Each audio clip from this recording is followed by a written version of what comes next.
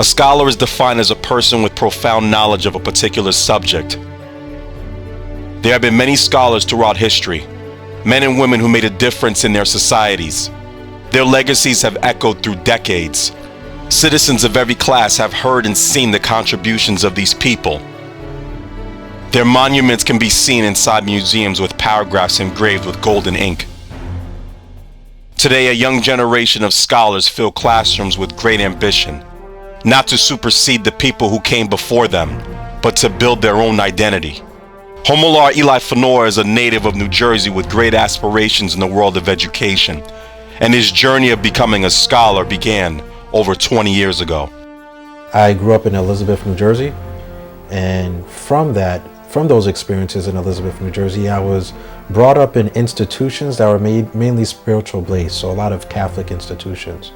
And from that, as I increased my learning throughout the years, I got to a point in college. I would say when I was 21 years old. I was, I believe, a junior at the time. And it was at that time that my sister passed away at age 24. I was 21 at the time. And that experience for me was a traumatic experience. So you can see a lot of scholars, there's a lot of books out there that speak about traumatic experiences. And with this traumatic experience, it actually changed me, just like how other scholars and books suggest.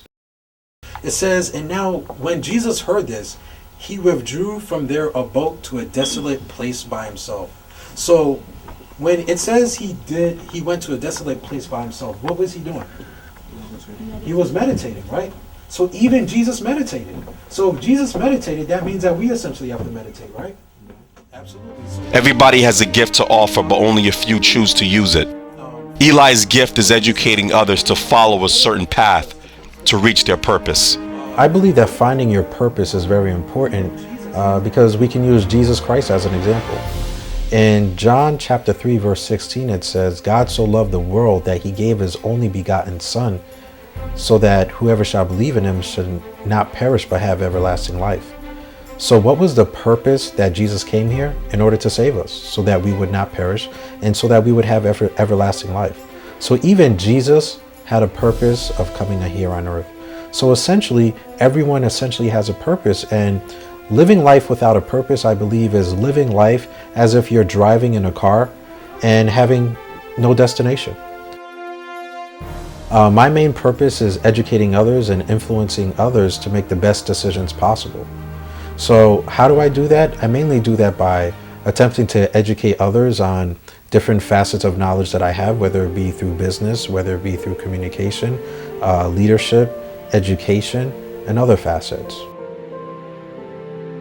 There have been many legendary leaders throughout history. They planted seeds which have grown into the largest trees with multiple branches. These men and women have been tough acts to follow. Eli understands that only a few people can be leaders. When we look at Matthew chapter 20, verse 28, we can see that Jesus came to serve and not be served. So I can use the same characteristics within my leadership skills, which is basically coming to serve others. So Jesus was mainly a leader by being a servant first. So we can also look at his examples of washing the feet. So that was a great example of how it doesn't matter who you are, everyone is important, everyone is an integral part of an organization. So what does that mean? That means that, hey, you know what, I can do exactly what they do, and I can do my job as well. So making it known that no one is higher than anybody else, right? So with that part, with those examples, Jesus obviously showed that he's very transformational. We can look at Romans chapter 12, verse 2, and it talks about he wants to transform us to a renewing of our mind. So that's exactly the two characteristics that I want to have. I want to become a servant leader and make it known that I am no better than anyone else. I'm just here attempting to complete a task. And I am also transformational, where I'm attempting to renew your mind to a new wave of thinking so that you can reach your desired result.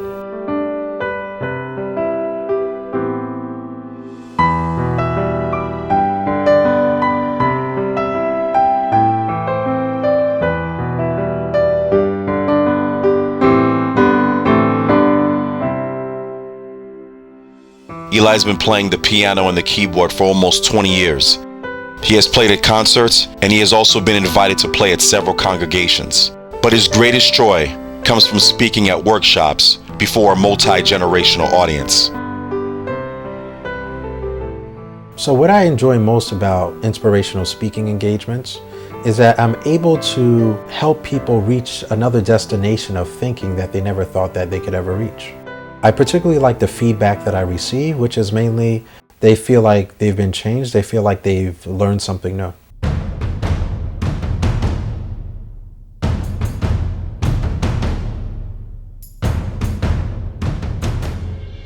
My closing remarks are mainly based off of Colossians 3:23, which is, whatever you do, do it heartily as serving the Lord and not men.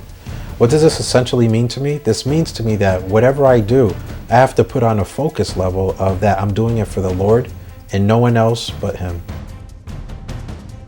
For the last 14 years, Elie Phanor has attended several colleges and received several degrees in the world of business, education, and theology. He is currently attending St. John Fisher College in New Rochelle, New York, and studying executive leadership. He is also working on a few motivational books that he plans to publish in the future. The greatest scholars in history are men and women that made sacrifices for a greater purpose. They did not do it for financial gain. They did it to make a difference in the lives of people that would come after them. All of them had their own identity. All of them used their intelligence as a tool. Elie Phanor is a young scholar with a powerful tool that he never takes for granted. The day will come when he graduates to a greater stage and leaves his own legacy for others to build on.